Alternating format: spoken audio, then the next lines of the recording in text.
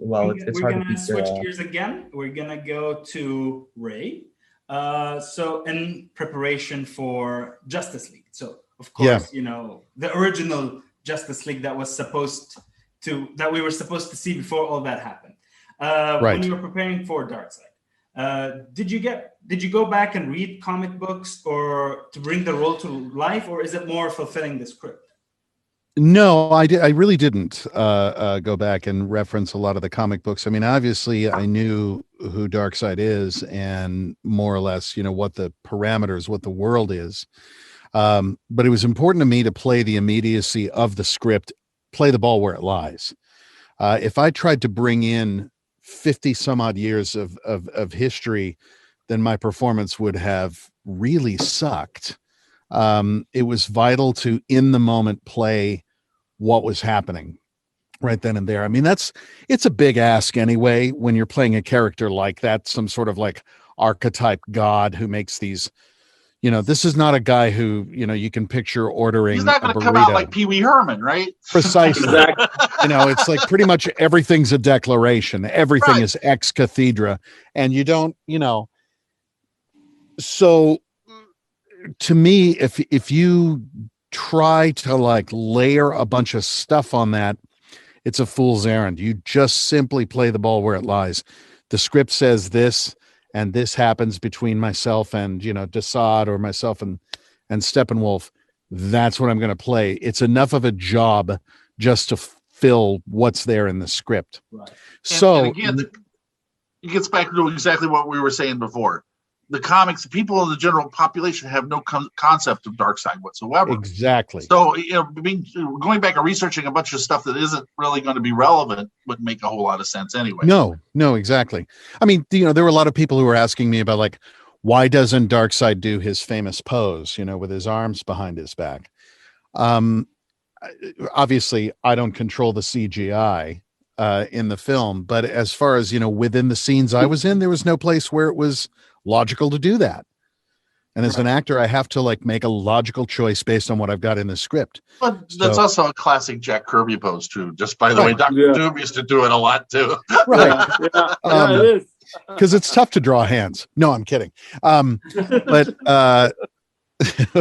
but and you do see a glimpse of it in the film. Obviously, but that's the director's job, is to make those nods to history and to make those nods to what is called canon. Right. For the actor to try to play canon, my background is Shakespeare. I hit the stage with a role that's 500 years old that, 500 to 1,000 guys have played before. And I'm going to try to bring all of that with me. No, then it'll be terrible. I'm not in the museum business. I'm here to live in this role and to make it alive and a living, breathing thing for this person now who's maybe never seen it before. So obviously paying service to history, but it's got to be relevant now. That gets back to the whole thing about your mother. Here is on Mother's Day. It's like your mother knows who Captain America is. Your mother does not know who Darkseid is. Okay, correct. So, that's what I'm saying. Correct. It's like there are certain things. I mean, well, my mother knows who Darkseid is. My poor mom, here I did Iron Man for what 30 years. My poor mom, rest her soul, did not realize what I did for a living until she saw the first Iron Man movie, and suddenly it all made sense to her. Right. Yeah. Right. And because she can comprehend that. The comic book is not anything she would ever even bother to try to read or comprehend. Right. Absolutely. And so it's just about it's how do I step into this character and make it a living, breathing, relevant, important thing to this storytelling right now. Any of the other concerns are for later. And of course, later is when I really had to like study, because I would have fans asking me questions that are like deep Darkseid stuff that I just don't know the answer to. So it's learning. But I think the feedback that you got for the role has been very positive. The community, people have been very happy about it. Yeah, fortunately. Yeah. Did you have people have been happy about the voice and about the choices that were made within it and all of that stuff. I mean, obviously it was just a taste, and it was supposedly a precursor to getting more into what that story is and what that role is. I doesn't look very good for it continuing. I'd like to, just because I'd like to explore it further. And making money is nice.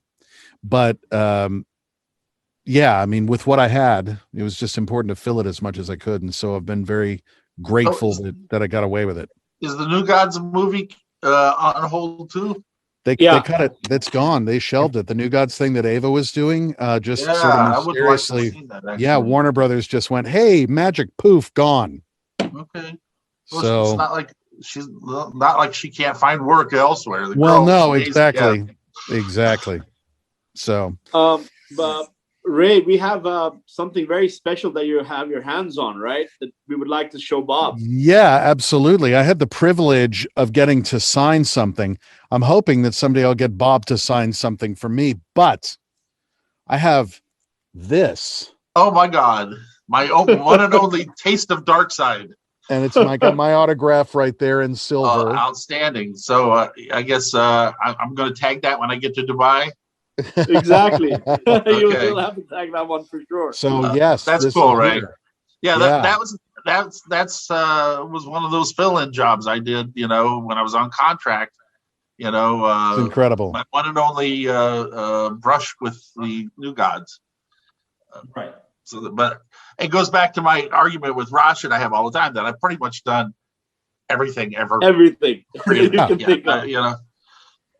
Well, that's the job of an artist. I mean, it's you go. I mean, I know as an actor, it's like you take the jobs that are available. Yeah. That's why Valiant was so much easier for me because I created the whole, most of it. So it was it was much easier to police something that's your own creation. Absolutely. Yeah. Of course. So yeah, I signed this. That's so cool. I have not seen that in 40 something years. I'm hoping that I can get you to sign something for me, Bob. Oh, no problem, bro. You got it. Great. Good. Well, anyways, we're going to be meeting all of us in Dubai soon. So inshallah, for the new store opening. And these are for this autographed comic book, for a and good some cause. others like it. Yeah. Do you want to talk about that, Rashid? Well, yes, we're going to be supporting AFSP. That is, supported by Zack Snyder, American Foundation for Suicide Prevention. Yes, and we want to try to raise as much money that we can for them because it's a just cause and a good cause, and Bob is always up for that, anyways. I'm always there for any good cause. You know that, brother. I want to say a little bit about Bob. I mean, we've been, we've been together as a family now for almost more than 5 years, and Bob is a part of my family. He's known as Bobby Farooq in Dubai. Bobby Farooq. Nice. I am Uncle Bob to his children. Yes, and he's the godfather of my latest baby. Wow. Blessed Ali. Yeah. So relationship with Bob is he's our family. I mean, Bob knows my mother, knows my dad, knows my aunts, my uncles. I know your poor, long-suffering wife. Yeah, exactly. But yeah, so I'm lucky. I'm lucky to have good friends and people that I can call family, and Bob is one of them.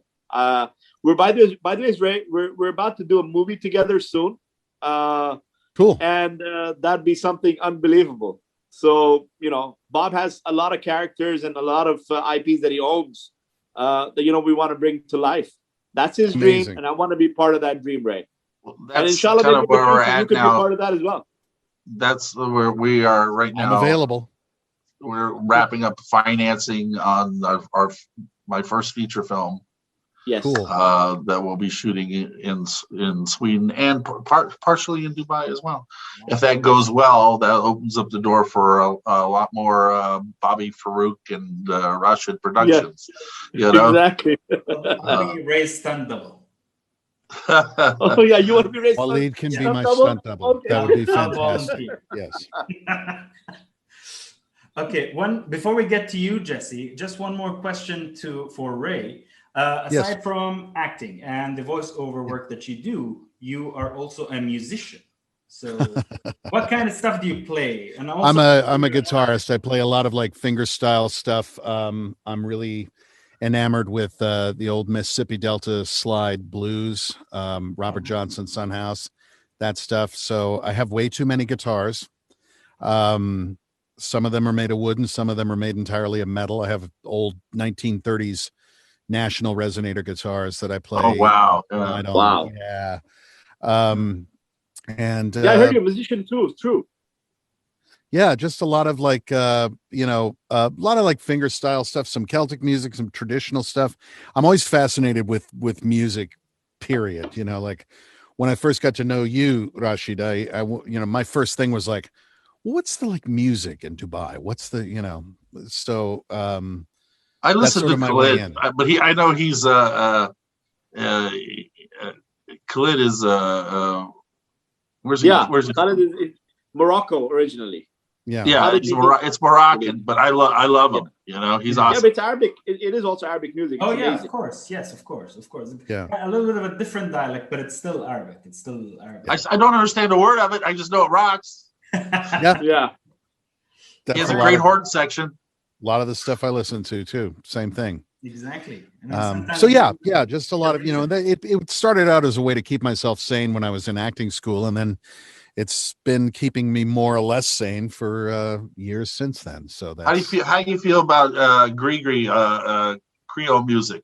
Love Creole music. Love. Really. First of all, that's like Zydeco, man. I am a Zydeco freak. Zydeco, pure, just straight Cajun, Michael Doucet-Beausoleil, that kind of stuff. Yeah, absolutely. I love that stuff. I'm all that. Professor long hair fan myself. Okay.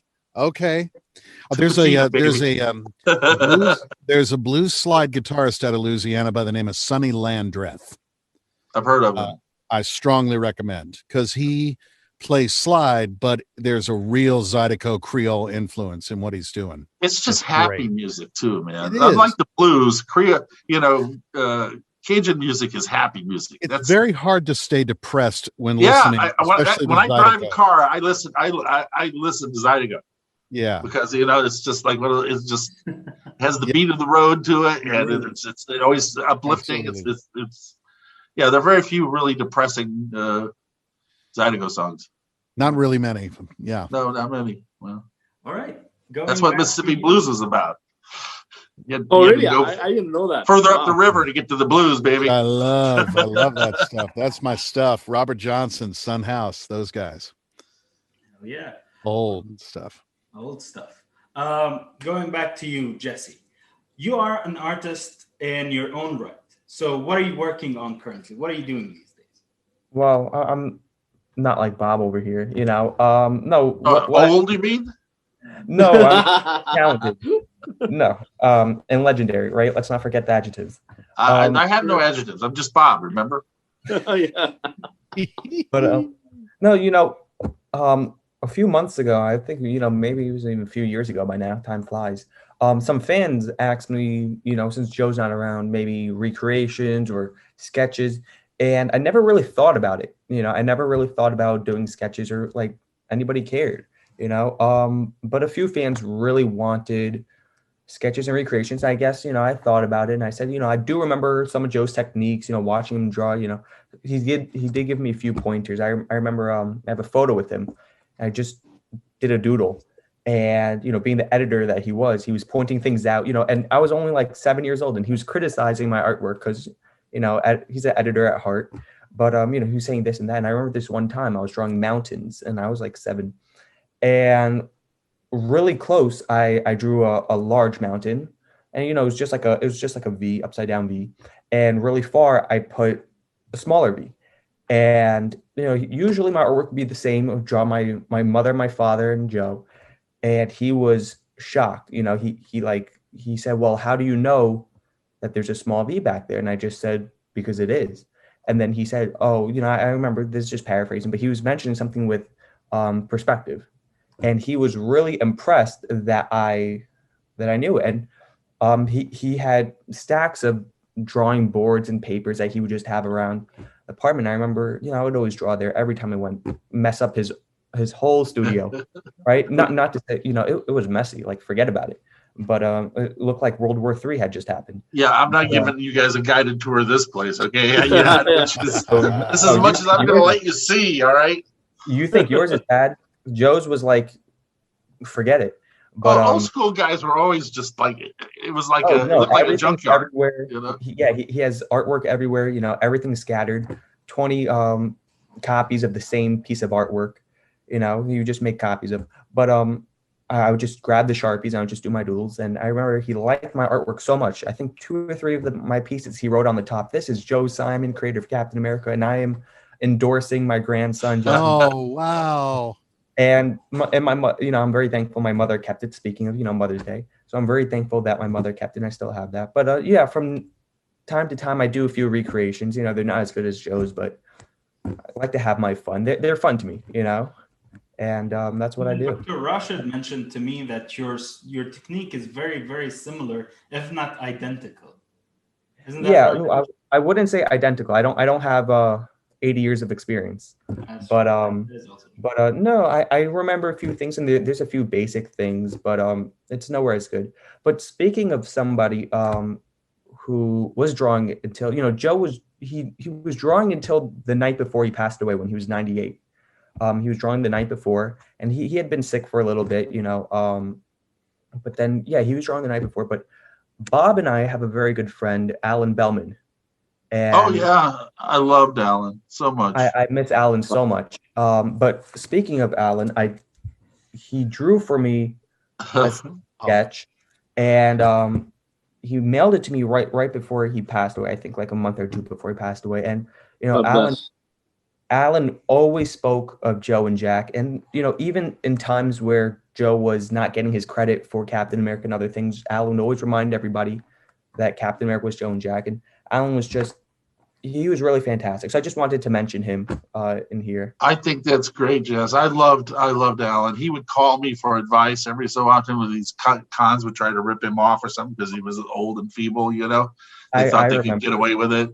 But he asked me to do a Captain America drawing for him to put up in his little museum on his wall. You know, he has you know, so I absolutely adored him, you know. I lost Joe when I was 8.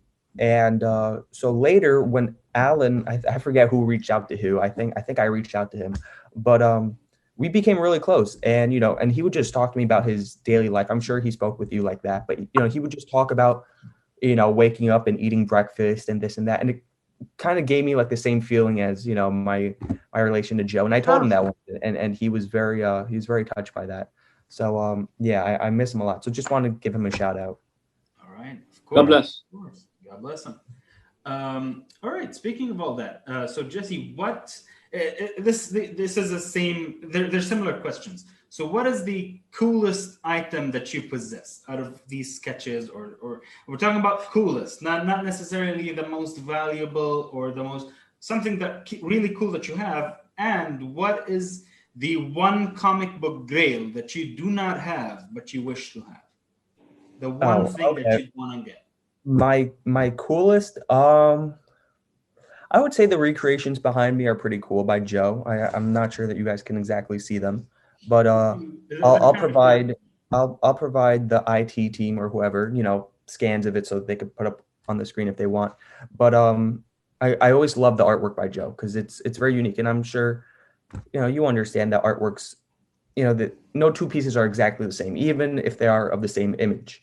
A little things different here and different there. In terms of comic books, my favorite is probably Captain America #2, my grandfather's cover.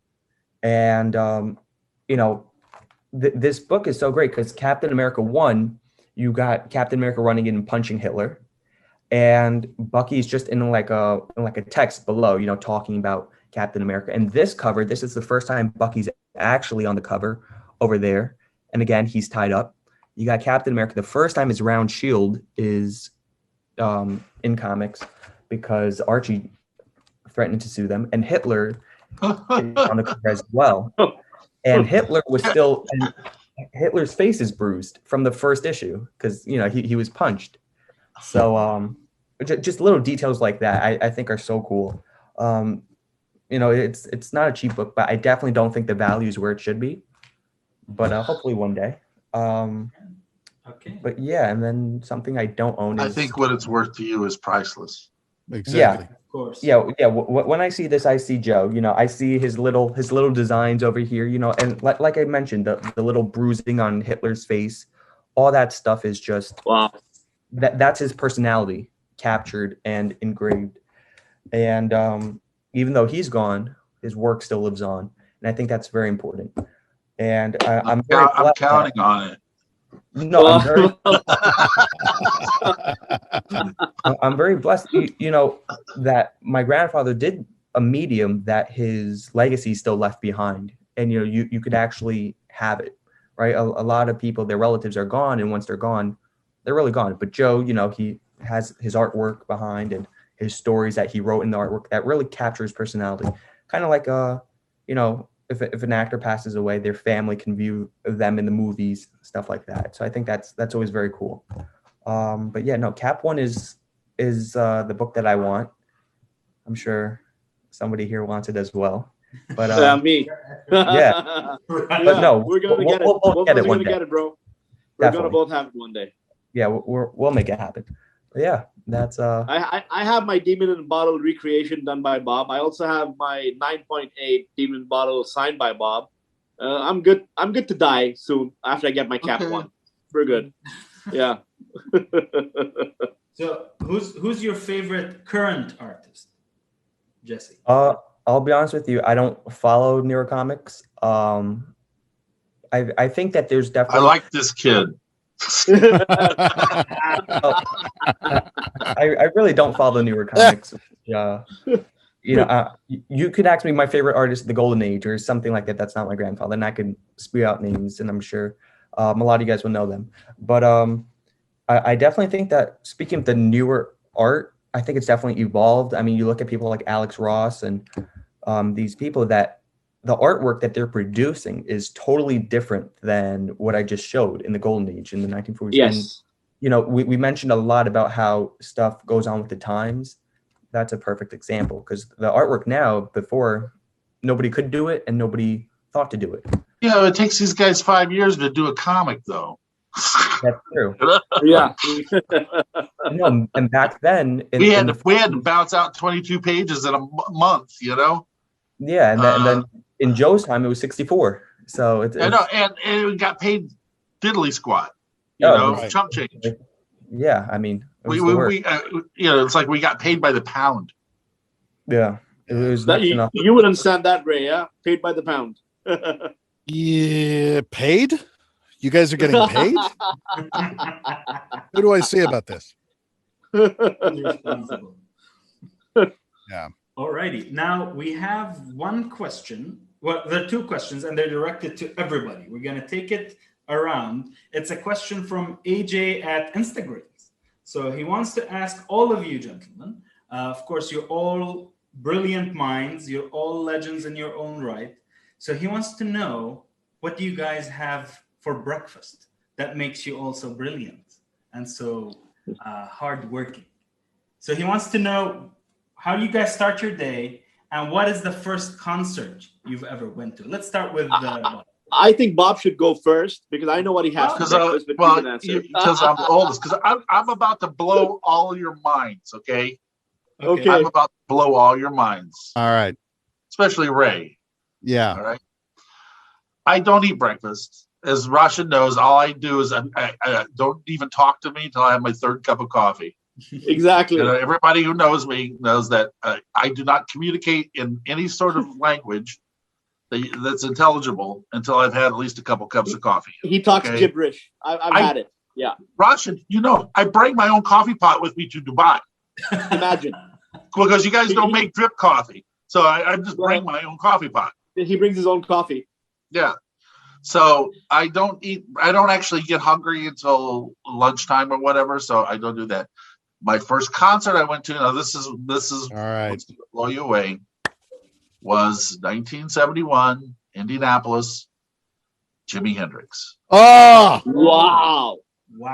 Oh, wow. Now you're in Indianapolis. You're an Indianapolis boy. Yeah, I grew up in Indy, born and raised there. Kokomo. Oh, no shit. Yeah. No. So my first concert was at Market Square Arena as well. Too, huh? Yeah. Yeah. No, that just gave me goosebumps, and I've not even been to any of those. Wow. No, I know Kokomo. Yeah, absolutely. No, but like me, you probably escaped there as soon as you could, right? Yeah, yes. I'm an expatriated Hoosier. I got out when I was in my teen years. Kokomo is a great place to be from. Yeah, exactly. But it's gotten cool. It's gotten cool. The town has gotten really cool. They've got an amazing. Still Indiana, man.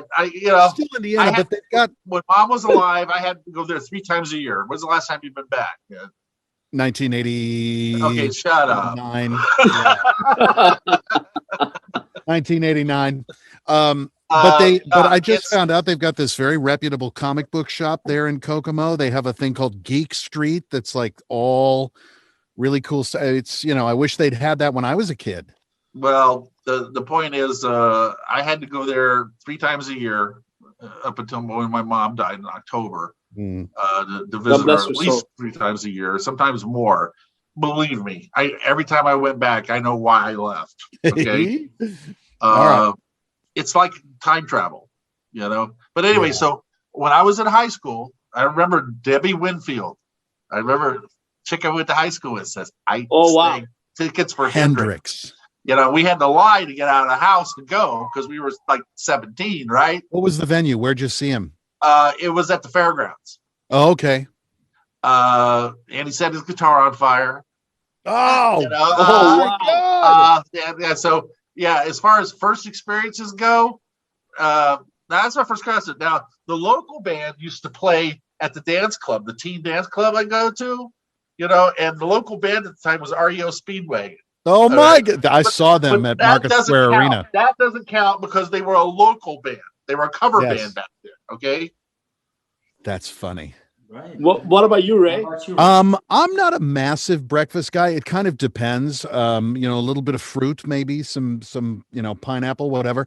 Like Bob, until there's a measurable amount of caffeine on board, I'm useless. Don't even when I'm in England, my absolutely most favorite thing in the world is a sausage roll from this one bakery in this little town that I lived in England. That's like the best breakfast ever, or a bacon roll. First concert was 1982, Indianapolis Market Square Arena, The Who. All right. Well, that's not bad either, though, bro. Yeah. All righty. Awesome. Couldn't hear right for 3 weeks after. Yeah. What about you, Jesse? I'm kind of the same boat. I don't eat breakfast. Only on Saturdays when I eat breakfast with my friend. I just get the same thing every week. Eggs and sunny side up eggs with just on like a bagel roll or whatever that thing's called. And my first concert, I've never been to one. So, okay. That's good. Well, we'll look forward to hearing about the first time I'll update you guys when I never went to a lot of them because I'm actually allergic to marijuana. Oh, okay. So I would break out in hives because you can't go to a concert without being pot smoke around, right? And after a while I started breaking out in hives and stuff. But also fair play, Jesse, as far as the concert things. I mean, when I was going to concerts, I saw REO Speedwagon play at Market Square Arena in Indianapolis. You paid for that? No, actually, I didn't. I had a driver's license and my friend didn't. He bought the ticket and I drove from Kokomo. So I'm glad I didn't pay for it. The opening act was Survivor. Oh, no kidding. Wow. Oh, yeah. But fair play to you as far as concerts go, because when I was going, back when I was going to the steam-powered concerts, it was cheap. It was not that expensive. You look at concert tickets now, it's prohibitive. Yeah. So there's a reason why I think people your age and younger aren't attending concerts, and part of it has to do with the fact that $150 so I can stand next to somebody's armpit and patchouli and marijuana and sort of see the band. I don't think so. I mean, when it's $17, great. So it has changed. Massive. Yeah, absolutely. I agree with you. the first concert I went to was Michael Bublé, and I don't know if a lot of people know him, but it was in Dubai, so not a lot of fun. But he's a lot of fun. Why this guy with no breakfast and concerts? I mean, that's a sort of odd, it's a very interesting question. Well, my breakfast, I eat Kellogg's Frosties every day. If that helps. You really? Seriously, Tony the Tiger? Are you serious? Seriously, dude? But you need something a little less sugary, brother. Okay, it's like great. Are really bad for you. Exactly, they're great. They're great. His dinner. Ray, I wanted to ask you something. How would Ray Porter say, how would Darkseid say Assalamu alaikum in his voice? Assalamu alaikum. It doesn't sound very greeting or friendly, Exactly. I would like some frosted flakes. Yeah. Well, that's great, guys. Well, I'm very happy that we just did this. This is a very unprecedented sort of mixed event between, Speedy Comics, GrailzCON and all of that, combining two things together to create something unprecedented and new and unique and modern. Rashid, why don't you tell us a little bit about that before we end this panel? First, I would like to tell you guys. I just saw your question, Waleed, that you just texted me. I would firstly want to tell you how I met each and every person on this panel with us today. To begin with, me and Ray Porter, we met because of the Speedy Comics Con, and I wanted to have Darkseid be there, And actually, me and Bob spoke about it. And I'm like, dude, I want to get this act called Ray Porter.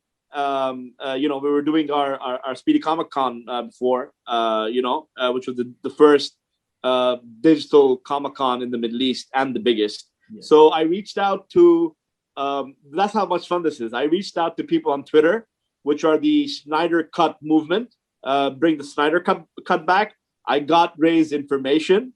And I emailed him, and he's like, "Oh yeah, I'd like to be a part of this." But he's like, "Why don't you speak to my agent, Julie?" So we reached out to her, and that was the beginning of me and Ray, and we become like family. Oh, I see. I got confused. I thought you were inviting the guy who wrote the Ghostbusters theme. Oh, yes, it's a common mistake. Yeah. That was Ray Parker. Okay, that's right. Yeah, yes, no, it's Ray Porter. Yeah, I was confused. and I met Waleed, who's actually who's our moderator today. He used to work for Forbes, and when we started our store, he would just come down, and he was a fan. And then one day he came in and said, "Rashid, I want to work for Speedy Comics." I'm like, "Dude, you work for Forbes." He's like, "I want to work for Speedy Comics." I'm like, "Okay, if you really want to work for Speedy Comics." Did you get fired, Waleed? No. The haircut policy. There's a haircut policy there, and he just... Yeah. I think that's what it was. Bob actually came for the first store opening where I met Waleed, and obviously came for the second store opening at City Walk. Funny enough, I met Jesse very, very strangely. It was on Instagram. No, you met me the year before I came for your thing, though. You met me. I'm coming back to you, Bob. But I'm saying Jesse, I met very strangely on Instagram, and I don't know how, but Jesse, do you remember? And we just hit it off. I think it was just, I messaged you like, I'm honored to know who you are and stuff like that. I remember Speedy Comics followed me on Instagram, where I post comics and stuff like that, and they reached out saying that their boss wants some comics, this and that. And usually when people reach out to me like that, I usually just say, okay, this sounds like, okay, it's a little, but I just had this different feeling. So I said, okay, well, have your boss call me and we'll talk. And then 30 minutes later, I get a call and we just hit it off like it was nothing. And so we started talking and chatting and then turned into a recurring thing. We talked and chatted all the time. Yeah. My meeting with Bob was very strange. I met him at the Comic-Con where we were the Meet the Star sponsor. And Bob was like, dude, can you get me a cup of coffee? And he didn't know who I was, and I was standing there like a little fan. I wanted his signatures, right? Well, you were dressed in like blue jeans and an old T-shirt. I mean, and I'm like, and just hanging out, I'm like, I went and I got Bob his coffee, and we started speaking, and we were both very unhappy with the MEFCC and the way they were doing things at that time because they were not terribly run show. It was terrible, unfortunately. And the next year, we became close. We started speaking stuff, and I called up Bob. I messaged him like, Bob, can I, I want a favor. What if I fly you down to Dubai, and I'm opening a little comic book store, and would love to, to have you here. Me and Bob didn't even know what I did or who I was, whatever it is. No, but you missed the point. The point of the story was the first time I was there, you took me out to dinner, and you took me out to dinner to that the greatest Lebanese restaurant on the planet. All right. Yeah, that is true. I discovered that the food in Dubai is better than anywhere in the world. It rivals New York in terms. Oh yeah, you love it, right? In terms of the different kinds of cuisine. By the way, this is going to cost you a night at the caviar bar. Okay. That's not a problem. There's a caviar bar.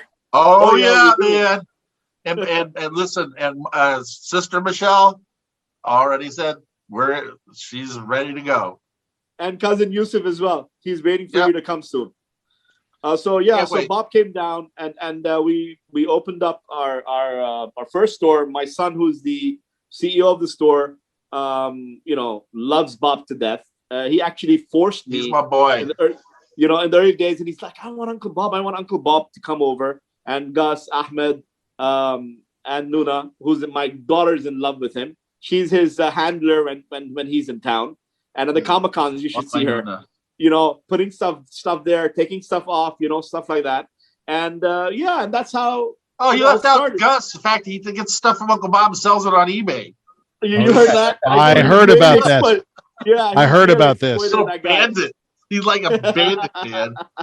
I heard about this. But Jesse, about Bob, this young man here, when I spoke to him on the phone, I thought he was 35 years old. I didn't know he's 16, 17 years old, still going to school. Can you imagine? Well, you're pretty naive, Rashid.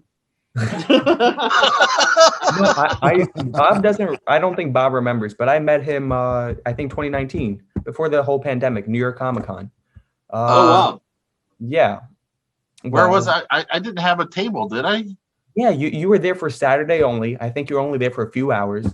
But yeah, because I don't do New York Con. I hate the mega cons. I can't stand them. Yeah, no, you were just there. Then I just approached you, and then we were talking about Alan. Oh, right. Okay. He was still I don't remember that, but forgive me because those things just turn into like this to me. Like a blur. Yeah, of course. But and then we got a photo together. I remember that. So that's nice. That's my first introduction with you. Guys, I'm glad I got to know you now because you seem like a great guy. Guys, before we end this, I would like everyone to say one thing that that they're looking forward to in 2021. How about we start with you, Ray? I look forward to, not a guarantee, but I look forward to seeing Dubai for the first time. You're gonna love it. You're gonna love it. Oh my God. Amen. It is my home away from home. It really is. Bob is applying for his citizenship. That's what he's doing. I'm gonna get dual citizenship. They're offering that to certain artistic people, right? Yeah, they are. That's if I'm not mistaken. It helps at the airports. It does. That's good to know. Don't tell them you're a Hoosier. Oh no, I don't tell anybody that. Right? I only confess that to you because you're from Kokomo, man. What about you, Bob? Well, what you mean once the pandemic is done? Yeah. I'm looking forward to seeing my girlfriend, who I haven't seen in a year and a half. Yoshi. She lives in Japan, Yoshie. She lives in Japan. Japan is under a severe lockdown right now. What people don't understand about the Japanese, because they think of Asians as being super high tech, they're thinking about Korea and China, Hong Kong, Shanghai. The Japanese are steeped in tradition and change very, very, very, very with great difficulty. Usually it has to be a war or earthquake to get them to change something. Okay. I'll give you a prime example because I follow the news regularly to see. Right now she's locked down. She can't leave the country. I can't get in. It's been a year and a half since I've seen her, but we talk twice a day. But for instance, one of the provinces, the government was handing out COVID funds to the various provinces there to aid in buying respirators and medical equipment, testing and stuff. And this one particular province spent the money instead on a 60-foot ceramic pink squid. I saw it. You saw that. And I'm like, I saw that. I sent it to Yosh, and I'm like, honey, what is wrong with your people? And she just says, she's like, that's the problem. We don't like to change. We don't, and their excuse for the giant pink squid was that it was going to encourage tourism. Well, how are you going to encourage tourism when you're locked down? Yeah, I would say a 60-foot pink squid makes a change. Oh, yeah. But it drives me nuts because I want them to get going so I can get her out of the country so I can see her, because it's a year and a half since I adore her. And look, any woman who's hung in there for a year and a half with a long distance relationship, with never see her. Yeah. Is a keeper. Yeah, is a keeper. Exactly. Especially at my age. What about you, Jesse? Well, I'll say, going back to Bob's point, my mother's from Taiwan, which is like Japan's neighbor, and except with technology. But no, my mother, when she was younger, she went to Japan. She has lots of friends there, and they're really nice people. They really are. Oh, I love the people. Don't get me wrong. Yeah, it's wonderful. I've always wanted to go, but since Ray kind of stole my answer, I'll say, 2021 is the year I go to college, so that's going to be a new and interesting experience. Where are you going? Where are you going to go? Well, I am currently, it is kind of up in limbo so far. It looks like I'm going to Hunter College. My daughter went to Fordham. Good. I want to stay in New York City, right? I love New York. Can't really afford it, but I love New York. And the only other one, I love business, right? So the other one I think about going is Berg, which they have a good business program, but both of them are in New York and good schools. So. You went to University of Chicago, right? Yes, I did. Yeah, I did. Windy City. Tell me about it. It's really hot now in Dubai. I wish I was in Chicago, but no, don't ever want cold weather. Don't ever want cold weather. No, hell no. I have two things I'm looking forward to this year. One is the opening of our new store, and inviting all these guests who are on this panel with me today, their family away from home to me, and I'll be seeing Bob much earlier. The second thing is I'm very grateful to Allah subhanahu wa ta'ala, to God, for helping me and, allowing me to open my hospital, which I've just done with my partners in India, who are now helping COVID, patients. Me being a COVID survivor, Bob knows, he was going bonkers. When I had COVID, I almost died. So I lost my mother to COVID in October. So. Yeah, I'm sorry. So I decided when I came out, after Bob lost his mom and I lost almost my life, that I would do something to help people with COVID. So we just opened up our hospital, which is a 50-bed hospital. I'm very proud of it, in India, which will go up to about 300 beds, and and we'll start doing all this stuff around India. It's almost putting me to tears because, having people like Bob in my life, my wife, my kids, my grandparents, good friends like Ray, who prayed for me, and his mother, and Bob, who was praying for me every day, to survive, just left that mark in my life, saying that I have to give back to this world, and I have to help people come back out of the health issues that they have. And I want to thank Bob. I want to thank Ray, and even you, Jesse. Thank you so much for helping me get through my COVID situation. it wasn't for you, Ray. It wasn't for Bob, giving me inspirational messages and asking about me and calling me up. I don't think I would have made it. I'm sick of you worrying me to death with all these health issues. You're going to get healthy when I get over there. We're gonna get you healthy, brother. Yeah. Thank you very much. I know I'm being a little bit emotional, but it meant a lot. Thank you, Ray. Thank you, Mom. A lot, brother. Thank you. I think you deserve applause for doing this.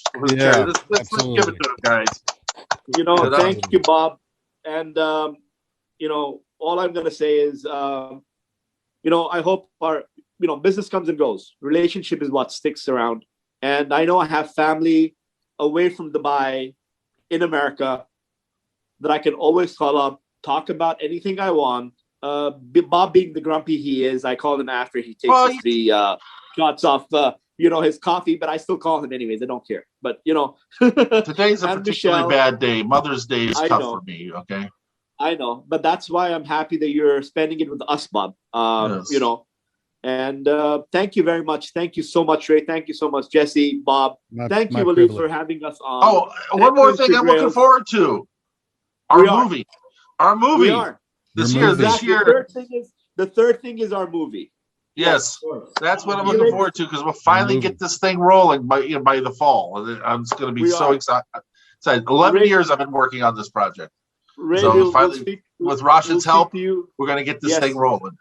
We are. We're going to speak to you about the movie as well, even if it's not for this movie, but probably other movies coming up front. Bob. That we want to do. We'd love to have you on board, Ray. We'll see. Whatever I can do, happy to help. Bob always tells me he wants me to be in the movie so he can kill me in the movie. Yes. So it's good to have an ambition. Just nice to have goals. Gratification, yes. Sure. Living vicariously, or dying vicariously. Thank you so much, guys. Thank my you love very much to you all and to the family. Tell all my family there. Give them my Uncle Bob sends his love. I will. Thank you, Ray. Same from Ray. Yeah, absolutely. And Jesse, I wish you all the best the coming year with college. It's a big transition. It's a big change, and you're gonna love it, bro. I can't think of anybody more eminently qualified based on listening to you talk for the last hour. I think college will be lucky to have you. Yes, so, he's a legend in the making. Please give my regards to your dad, your mom, all your family, Jesse, and hope to see everyone soon. Absolutely. I appreciate speaking with everyone, and I hope we all, we're all going to remain in contact. So that's the best part. For sure. But, and Waleed, the Dubai teddy bear. Waleed. Thank you for running things. Thank you so much for hosting. I mean, I thank you so much. I love it any day, anytime. You just let me know. Okay. Thank you, guys. Let's just all smile to the camera so I can take a screenshot of this.